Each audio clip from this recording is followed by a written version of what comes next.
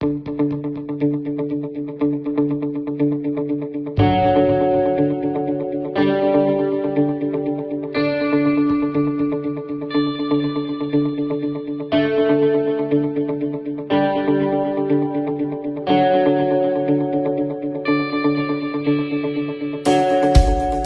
evening, sports fans. Tonight we have as our guest Dan Abrahams. I hope I pronounced your last name right, Dan. Perfect. Dan Abrahams, who is a sports psychologist, and he has his own practice. He has his own sports psychology facility in the UK, and I'm pretty sure he will not tell us who his clients are or who his patients are, but his patients are mostly, please correct me if I'm wrong, Dan, are athletes. Athletes, and the biggest misconception we have, guys, is that these professional athletes or student athletes or amateur athletes are superhuman, that they're impervious to vulnerability and mental health issues, but they're just like you and me. They're also human beings. They laugh, they cry, they whine, they complain, just like us. So this evening we're gonna delve deeper into what are the issues facing athletes since the start of the pandemic. And Dan, thank you for joining us. My first question is, before we went on earlier, I talked to you about Naomi Osaka's situation, and I want to ask you, what happened there? I mean, from what you saw, from what you've read, what do you think happened? Well, look, firstly, thank you for inviting me onto your show. I'm delighted and honored to be speaking with you and to everybody in the Philippines there. It's interesting that you started off by mentioning that I might not talk about my clients, because as a psychologist, you do have confidentiality agreements in place, and quite often, occasionally clients allow you to talk a little bit about the work they've done with you. And I'm saying this in answer to your question because almost the first rule of thumb as a psychologist is never assume anybody's mindset, never assume the situation if you don't know. So my initial answer to that is, look, I don't 100% know, and it would be wrong of me to assume what Naomi Osaka has been through, is going through, who she is, and her current situation in the landscape there. I really don't know. However, I can speak from a general perspective, and I think you eloquently put it yourself, that no matter the skill in your hands or your feet, obviously depending the sport you're playing, you're competing in, no matter the skill you've got, you're still a human being. And I would also say, no matter how competent your performance psychology is, as in your capacity to focus attention, play with confidence, manage emotions on the court or on the course or on the pitch or on the field, no matter any of that, you're still a human being off of the court, off of the course, off of the pitch. Now, as a human being, we're subject to the sensations, the feelings, the emotions, the thoughts that arise within us. We don't do thoughts and feelings and emotions on purpose. They just rise up. Excuse me. Now,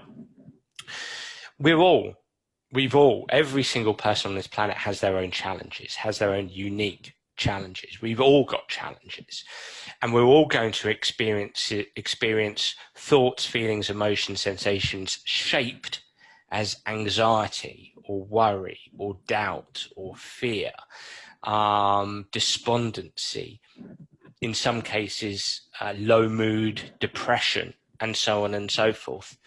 All of us have the potential. We certainly experience things like anxiety can be on a day-to-day basis, but we can experience things like low mood and depression that are a little bit more serious. It doesn't matter who we are, how much skill we have, what job we've got. It doesn't matter how much money we've got. Ultimately, that can help things, obviously, but it doesn't really matter. The brain and the nervous system don't necessarily care. So what I can say is that the sporting environment, again, no matter how much skill you've got, no matter how successful you are, no matter how much money you've got, the sporting environment is pretty unforgiving. Now, lots of workplace environments are like that. I'm not saying it's unique to sport. However, there is something about sport. It's overt, the overtness of success and failure. Success and failure is in your face all the time. And the better you get and the higher you rank, it's not that there's more pressure on you, it's just there's a certain pressure on you. The perception of the world around you is that you've got to play well all the time. Again, I'm not saying this is anything to do with Naomi, this is just the general sporting landscape. But if we were to talk about Naomi Osaka, you're just talking about a human being who plays tennis, who happens to play tennis very, very well, who is competing in a high pressure environment, which might have something to do with how she's reporting her feelings at the moment. And so subsequently, my understanding is she's saying, hey, I've got to take some time away here, or actually, if I compete, I know I've got these press duties to do, but that's a real struggle for me to do because I've got to answer the kind of questions that right now, for me as a human being, are very difficult to answer. I understand that's part of my duty, but I'm a human being first and foremost. And so my understanding in the French Open, when she had to withdraw, was she was unable to carry out that duty. And so that's the landscape. She's withdrawn from Wimbledon. She's taking time off.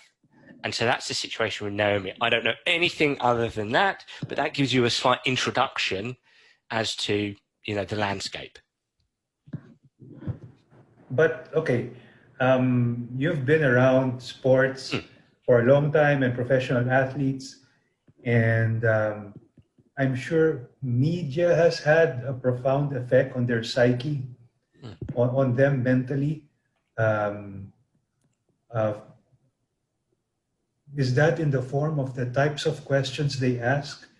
Does media sometimes go over the line, go over the top, I mean, or do they step out of line in the kinds of questions they ask our athletes in order for them to sell papers or to get more views, clicks, and things like that? The types of questions they ask, what effect does that have on the mental side of an athlete? Look, good question, and it's a broad question. I mean, I think for me, the first thing to say is I respect and appreciate the media, and I think, ultimately the media have a job to do. And like any profession, you're going to get a range of abilities, approaches, ethical journalists with ethical considerations, some who meet those ethical considerations and others who either don't or are a little bit more stretch the ethical considerations, if you like, the responsibility of a journalist. And obviously there are publications who allow that to happen and want that to happen because we live in a noisy world whereby you may have to write articles that could be deemed to be sensationalist or anything like that. So I actually understand the landscape, and I understand why journalists might ask the questions that they ask, sometimes out of pernicious reasons, other times out of genuine curiosity. And we also have to expect and respect in this landscape that, people are curious about high-profile athletes, just as they're curious about high-profile musicians or high-profile movie stars, film stars. So we do have to expect that. So I do think there's a sort of a clash here, a combination that ultimately, if you want to be a sports star, you're going to have to develop the capacity to deal with challenging questions. But coming back to this notion that sports stars are human beings, sometimes they're really good at doing that, and sometimes they're not so good at doing that. One has to, as I say, one has to expect that journalists are going to ask tough questions about that player's game, and about maybe that person's personal life. And as much as sports stars don't want to be asked about their personal life, the reality is they're going to be. So absolutely, of course, the questions and the approaches that the media, that journalists, whether in print or on TV, will take is going to influence how an athlete, a sports professional, feels about themselves, about the world around them. Absolutely, it is going to tap into stress responses. It can be anxiety-inducing. Sports stars are human beings, so they can be self-conscious about their situation, whether it's their game, whether it's their life. If they're going, for instance, through, if we're talking about their game, if they're going through a slump in form and they're constantly asked to talk about that slump in form, then that can be difficult to do. Just the other day, I was working with one of my clients who has recently had a very good result in his or her sport. And that person said to me, all of a sudden, I've got people tagging me on Instagram with various manufacturers. So that's not the media, various manufacturers. I've got media people suddenly talking to me about the big events I'm suddenly going to be playing in. That person said to me, now I'm having some doubts and some worries. I'm not so sure anymore. I've lost a bit of confidence. I don't know if I can handle this pressure from the outside world. Now, some people would just say, well, it's not the worst thing that can happen to a human being, tough luck. And that might be a fair thing to say. But ultimately, so yes, they have to be able to deal with it. They've got to learn to deal with it. And I'm sure we'll come on to talk about that. But they're still human beings. So of course they're going to feel that way. So to answer your question, absolutely. The questions that are asked and the approaches that are taken by the media, whilst are understandable, whilst sometimes are unethical, they do make a difference to how an athlete feels. Maybe in this instance with the person that we're talking about, Naomi Osaka, because she felt that she didn't want to be in front of the world's cameras answering questions, maybe it is the press that exacerbates, that makes her feelings, her thoughts worse. Maybe. So absolutely, Vincent, that's the landscape. Okay, I'm sure you have had clients or patients who've had problems dealing with failure after failure after failure after debacle after debacle. How about athletes who have a problem with, as arrogant as this may sound, success, or the circumstances surrounding their success, or the challenges it presents or it entails? Do you have clients, athlete clients, who have a tough time dealing with the repercussions of, it's a good problem, I suppose, winning consistently, winning games, tournaments, and championships? Absolutely. Just referring back to a few minutes ago, that was a prime example of somebody who had some, I'm not going to mention, obviously not going to mention the person, I won't mention the sport, but they had some great success 2 weeks ago. And all of a sudden they've been thrust into the limelight. And that's not always easy to deal with, because suddenly people want, it's a resource challenge as well. People want their attention. People want a piece of them. All of a sudden they've got offers. And as you said, it can, it is a good problem to have in many respects. But human perception is an interesting phenomenon. And whilst to the layperson, to most people, it'd be like, well, why are you complaining? This is great. This is fantastic. It can feel very, very overwhelming when suddenly everybody wants a piece of, your time, your attention. And so subsequently, purely from a performance perspective, it can be actually difficult to maintain your standards because you're being pulled over here, pulled over there, attention displaced over there, attention directed over there, when actually to be able to continue to perform well, like everybody wants you to do and you want to do, you've got to focus on the everyday habits that you've built up to, that's got you into this position in the first place. So your organization becomes imperative, and your capacity to say no becomes important as well. And not everybody is good at saying no. No, I can't do that right now. I have to focus on this. No, I'm going to have to say no to you. That's not what I want. I'm going to have to focus on, I've already got a closed deal here, or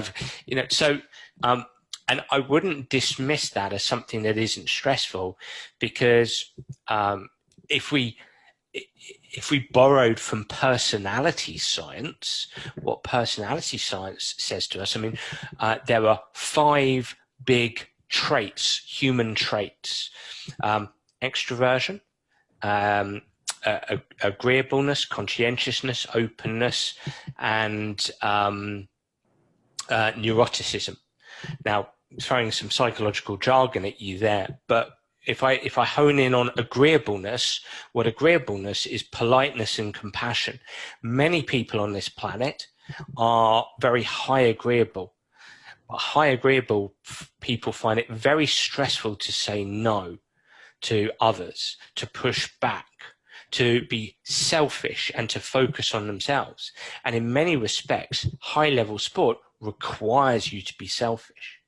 And so when you're asked to be selfless, that can be a very stressful situation for some people. So, of course, that can spark some anxiety. From a general performance perspective, when you've been successful, maintaining success, all of a sudden now you've got these people around you, and the expectations of these people rise. They think you're going to maintain it. They think if you've suddenly got into the world's top 100, they think you're going to get into the world's top 50. They then think you're going to get into the world's top 20 or the world's top 10. If you've been transferred from a smaller club to a big club, they expect you now, suddenly there's pressure on you to perform, to stand out in this amazing team. And it's not easy to do. It's not easy to do. And so the expectation of others, and even the expectations you place on yourself, can give rise to anxiety, doubt, worry, fear, stress, essentially. So, of course, success can be very stressful in and of itself. Okay, do you have child athletes or minors? And these are the clients and patients you can't see by yourself. They have to be with their parents. What are the common challenges or problems they're facing when experiencing or tasting success already at an early age? Sure. Well, this is a very big topic. Lots of people like to use the word elite, not just in professional sport, but also in child sport. And I think many of us believe that the word elite shouldn't be used, that there's no such thing as an elite child athlete. And my understanding of the research suggests that many children who experience success, in inverted commas, early, don't or rarely go on to have success as a professional competitor. So there's not a high positive correlation there. And certainly in my profession, the early seriousness. So early seriousness if a child is 6, 7, 8, 9, 10 years old, taking their sport too seriously can be very problematic, very problematic. And so certainly I believe the vast majority of us in my profession try to spread the message of engaging in multiple sports, but there's nothing wrong with engaging in a single sport a great amount of the time. That's fine. It's the early seriousness that's a problem. So retaining a sense of enjoyment, of fun,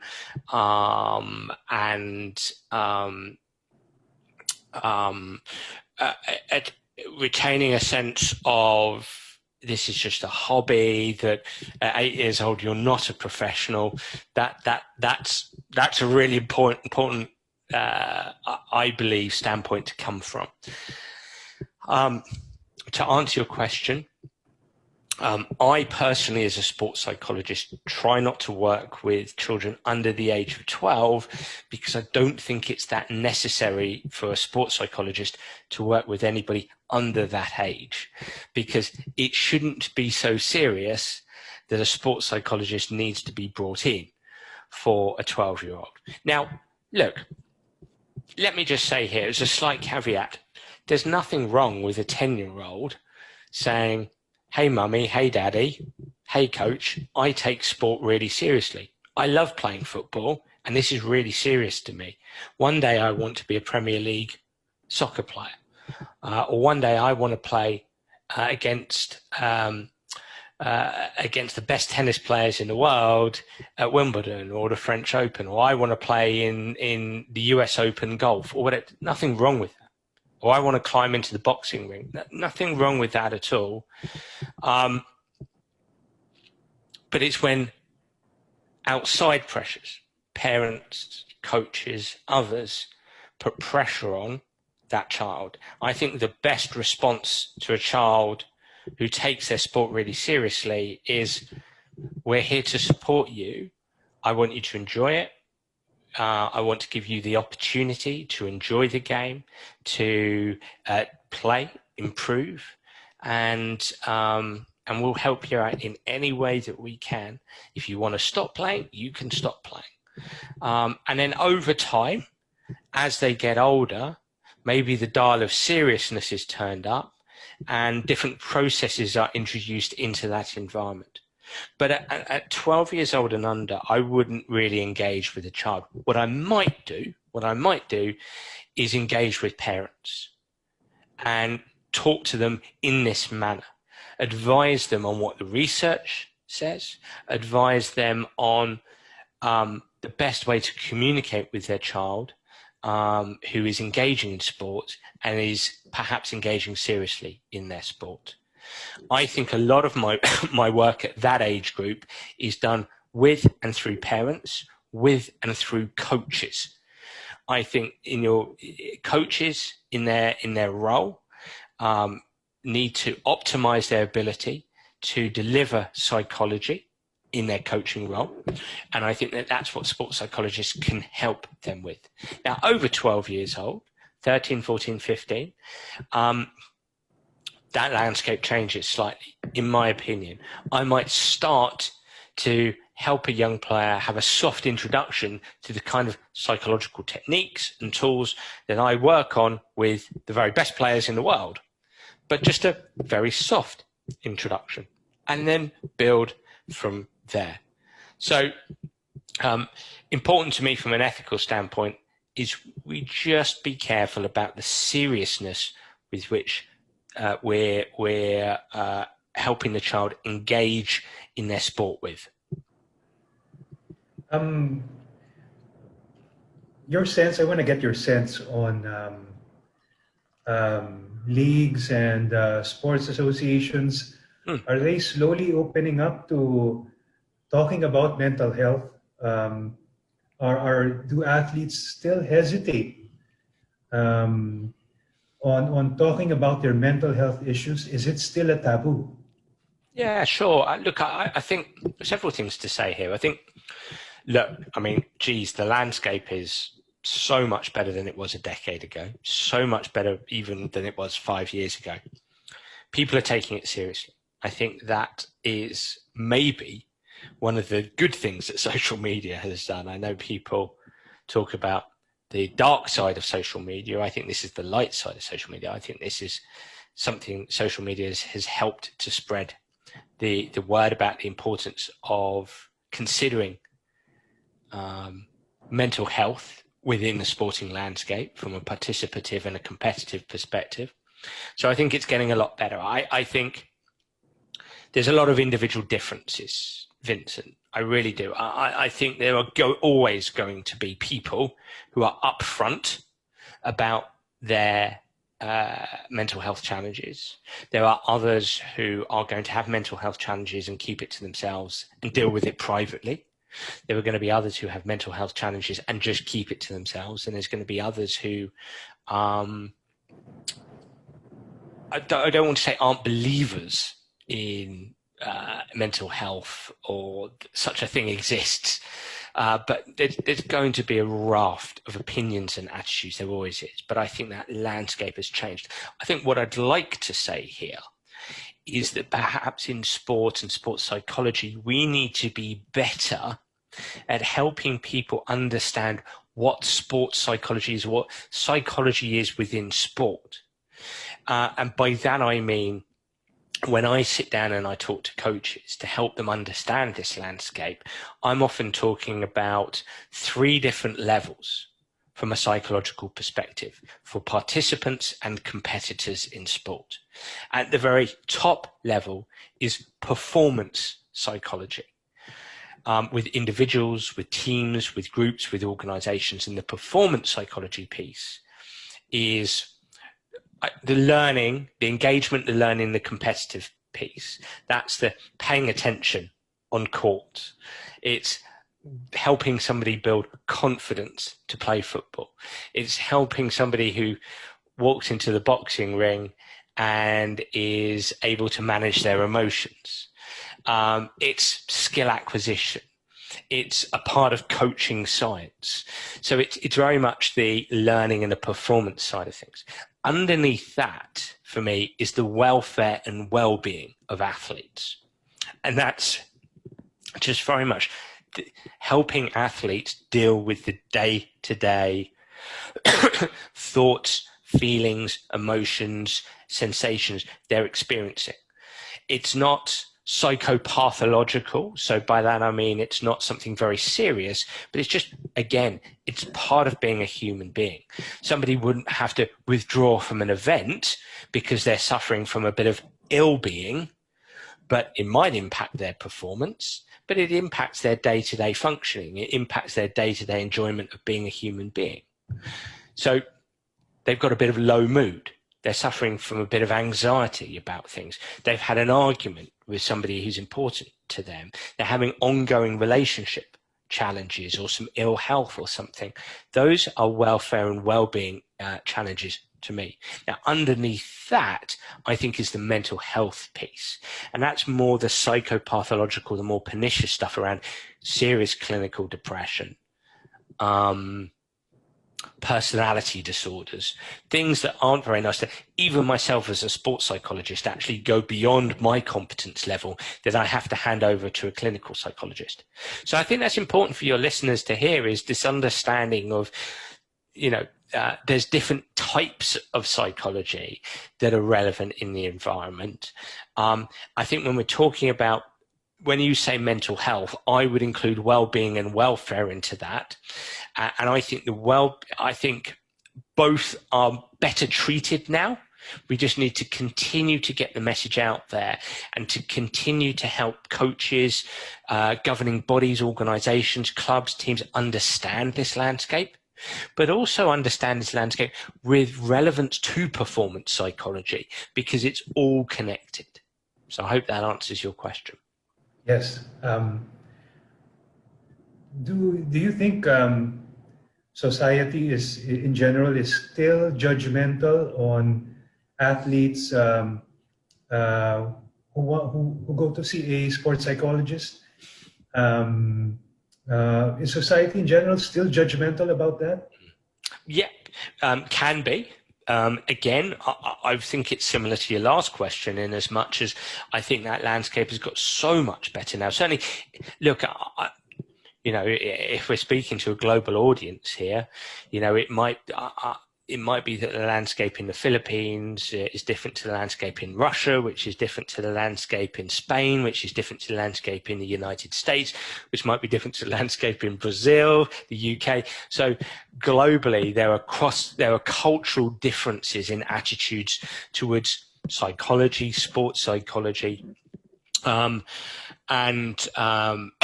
there are always going to be factions of society and cultures who say, well, seeing a sports psychologist, that's a sign of weakness. I would counter that and say it's a sign of strength, because it's a sign of understanding yourself, understanding what it is to be human, and it's engaging in stretching yourself, supporting yourself, striving to be the very best that you can be, that there are processes and practices and tools and techniques and skills and competencies out there that you can develop to be the best that you can be, to be 0.01% better, to be 0.1 second quicker, and so on and so forth. So I think it's a strength and not a weakness. I think with that, I think it's a misunderstanding of what psychology is. And again, akin to what I've just said, we need to be better at helping a global audience. And this is why it's brilliant to talk to you today in the Philippines, helping a global audience understand what psychology is, what performance psychology is, what welfare and well-being strategies are, what mental health is. I think that in the press, I can only talk about the UK, United Kingdom. I think it's mixed. I think that, and I'm surprised it's mixed. I'm surprised when there's still articles out there that mention the sports psych, and this player is seeing a sports psych, and it's almost still spoken of in terms of strange practices and alternative ideas and a bit of voodoo type thing. And it's like, no, this is very mainstream stuff now. We're a scientific discipline. If you are a qualified sports psychologist, you are underpinned by rigorous scientific evidence. So there's no need to see it as something that's alternative. So again, I think, Vincent, the best way I can answer that is it's mixed, it's better, it's mixed. We need to continue to chip away at helping people understand that is important for participants and competitors in sport. Okay, Dan, have you had patients in the minority? The past few months, we've seen stuff like racism rear its ugly head from time to time. Have you had clients who are part of the minority who've suffered mental anguish because of this, and who've reached out to you, contacted you, asked for an appointment, asked to speak with you? Mm-hmm.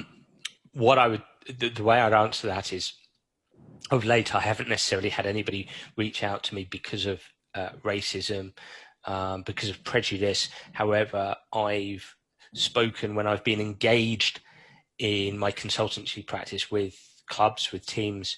I've sat down with players who have experienced prejudice, who have experienced racism, and had a conversation with them. And absolutely, it very much exists. And it's very much something that is a challenge for them to deal with. It's not nice. It's horrible. And so I have been somebody who's been part of the fabric of an organisation when I've been involved that's helped them deal with that. Yes, absolutely. How have you been able to stay in touch with your clients or patients despite the pandemic? What are your workarounds, and how have you been able to circumvent this pandemic to stay in touch with your clients? exactly the same platform we're using now. I mean, Zoom, I think they've floated on the stock exchange in America now. I mean, they're huge. It's look, just using online platform. I think as a psychologist, nobody would deny that being face to face with somebody is probably the best environment to deliver in, because you better more easily pick up the social cues and clues that emanate from the person in front of you, that person brings with them. But I think for all of us, whether you're a psychologist or you're not, have become better now because the brain wires itself fairly quickly, and you become very used to the environments that you have to deliver in or be in or engage with others in. And myself, like other psychs, like business people in the corporate environment, have had to do this. And I think we've become, look at me now, I'm gesturing at you, and we just treat this as a normal conversation. So using these kind of platforms, Vincent, which I did anyway before, it's just I'm doing more of that now. And in many respects, I think it's quite good because more people are reaching out and saying, well, I'm comfortable doing this on Zoom. So for me as a practitioner, I don't have to necessarily get in the car and drive 4 hours up north, to a location in England. We're still a very small country here, but it means I can work with people abroad, which I did anyway, but more so now. I just think we've become more acquainted with this. So I don't think it's to the detriment of my practice or the detriment of my ability to help somebody. I think we're becoming better and better at dealing with this kind of thing and this kind of platform. So exactly on this. So let's say COVID ended next week. Are you still keeping this platform, or would you prefer a face-to-face conversation with your clients? No, look, I'm still keeping this platform. I think if it's, what I would say is that, again, I think ideally you might be face to face, but I do think we now live in a world, and again, I can only speak for the United Kingdom, where we're saying, you know what, for both of our sakes, if you had to drive to me for 2 hours or I've got to drive to you for 2 hours, let's not worry about that. Let's use that time for something else more productive, and let's do this via Zoom.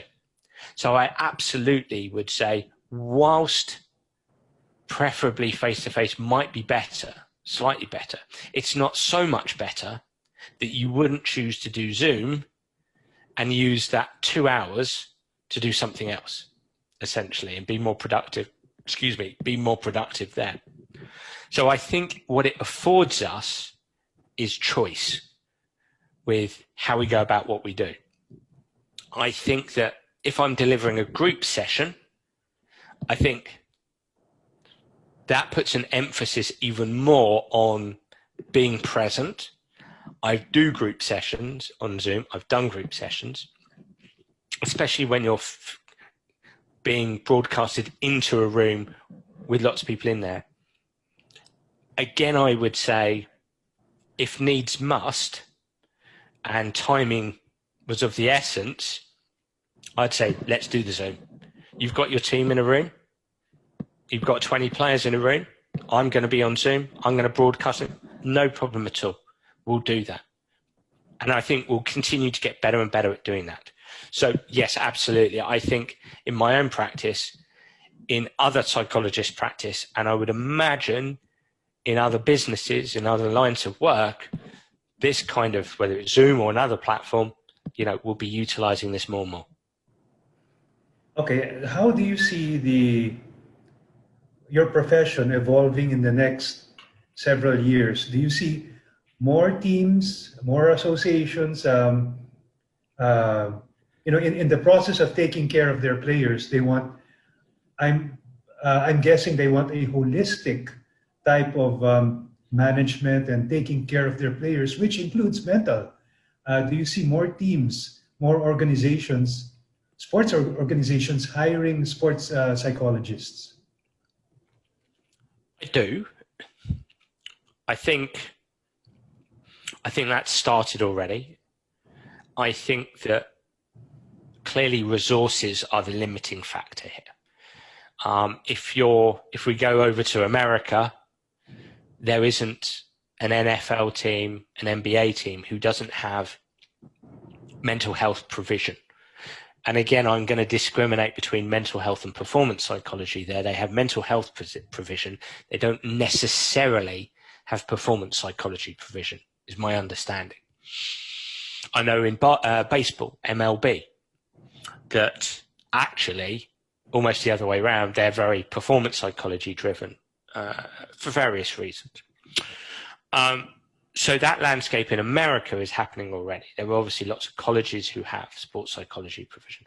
Over here in the UK, it's in the Olympic sports. I don't think there's an Olympic sport that doesn't have sports psychology provision.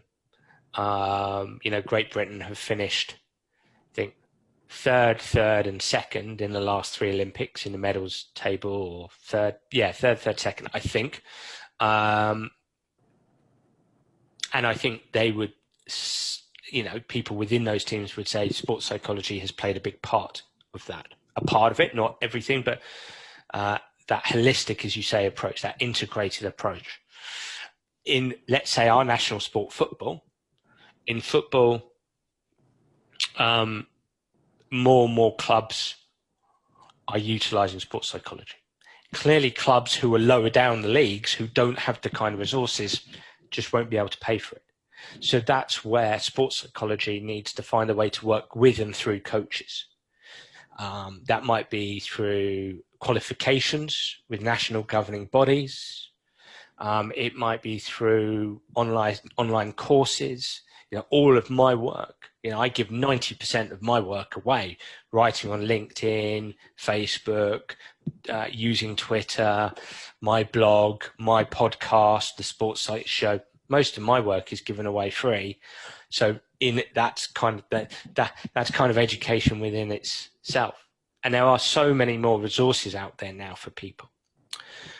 So I think, to come back to your question, I think where you might see the change, or where I hope there's a change, is from the performance psychology perspective, whereby if we take a sport like football, soccer, the coaching staff take it so seriously that I, as a sports psychologist, am told, you've got to get your boots on.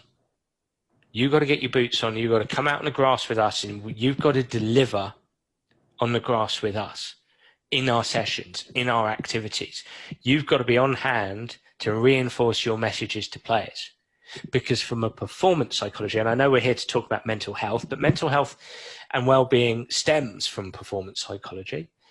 When you're delivering on the grass, it gives players skills and competencies that helps them deal with the day-to-day ups and downs that they're experiencing, and so helps them with their welfare and well-being and subsequent mental health. Doesn't always help because there's a slightly different dynamic there, but it can start there. So I think that's important to say. So that's where I hopefully would see the shift if we come on to sports psychology in general, is actually, I've got to be on the court with the tennis player. I've got to be on the course with the golfer. I want to be right next to the ring with the boxer. I want to be next to the ring with Manny Pacquiao there, right? Yeah. I want to, not that Manny Pacquiao probably needs my help, but I'm just saying, I want to be on the pitch with the coaches, with the players, feeding back, reinforcing, advising where I can. Now that's truly powerful sports psychology. All right, Dan. I know. Before we went online, you said you had a hard stop at 10. So, as my last question, and this is deviating from our topic. How do you see England doing in the Euros? I wrote. I've spoken a lot about England over the years, and please let me answer it in this way. It's going to be a slightly long-winded way, but I want to do it Sure. because I think this is a complex topic.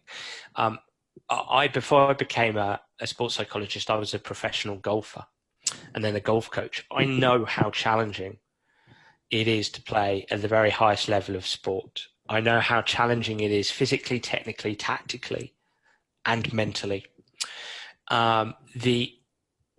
The historical context with English football and the England team is that there's so much pressure on them to be able to win, basically, win games, top the group, beat the best teams, go and win the Euros and the World Cup. And the reality is we haven't won a World Cup since 1966. There's huge amounts of pressure. So I understand why the England players find that suffocating and are really challenged by it. And I think historically they have been, that they're very good players, but they've tended to play with inhibition. They've tended to play inhibited. They've tended to play on the back foot rather than the front foot. They've tended to play, as I say, inhibited with a bit of fear rather than freedom. They've tended to play not to lose rather than to win. And I understand, because I had that in golf. I understand. I can feel it now. I know exactly what that's like. And having had the opportunity over the last 15 years to work with a number of players who have played for England and talk to a lot of past and present players, they talk about how difficult it is with the world attention, the media attention, the attention in England. And so they do play with a bit of inhibition. So I think there's a mental problem or mental challenge there. It's not to say it's not complex and there's not other challenges, technical, physical, but there's some challenges. And so I think that the current coaching staff are trying to work really hard on that side of the game. I think they're doing a great job at the moment of doing that. I think it's enormously challenging to do. I think that they're now playing, as we're recording now, they're going to play Germany next week. I think it's next Tuesday. Historically, we've tended to lose against Germany. I mean, one win in 2001 where we beat them 5-1, which was extraordinary. We've tended to lose to Germany, who are just phenomenal footballers. I'd love to see them win. I think it's going to be tough. If they do win, they're on the side of the draw that's a slightly easier side, because you've got Italy and Belgium and Holland in the other. We've got Holland in our side. So, but we've got to beat Germany. I think if they get past Germany, they've got a chance to win. I think it's 50-50 against Germany. I would give the Germans the slight upper hand. So the way I'd answer that is if they can get past Germany, they could win. I think it's going to be tough for them to get past Germany. Does that kind of answer your question? Yes. I would say a safe answer then. Yes. I'm hedging my bets, but I think overall, I think it's a very interesting landscape. They're a very interesting case study, the English football team, because it is a case study of, and again, I'm not ignoring the complex landscape of tactics and the physical side, but they do play inhibited, and I understand why. Can the players and the coaching staff work together to overcome that? I think they're working really hard on that. They acknowledge it. They're striving to do that. We'll see what happens. All right. Dan, before I have you say your final words to our viewers, if you don't mind, if we can have a photo for posterity. Okay. All right. 1, 2, 3. All right. Okay, I want to, before we end, Dan, any final words for our viewers? I suppose my final word would be, even if you don't know about sports psychology, there's a lot of resources out there now that even just a basic Google search, sports psychology, whatever your favorite sport is, boxing psychology, football psychology, tennis psychology, whatever it is, the mental side of, Google that,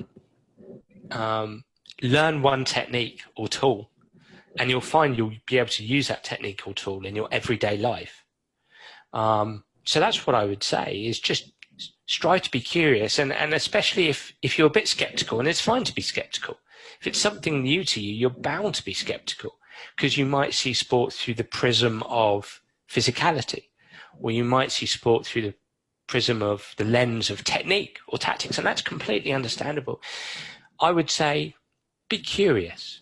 Just start to Google it, start to explore a little bit, see what's out there. Listen to my podcast, if I may say. I'm sure you'll give me an opportunity to give some links, and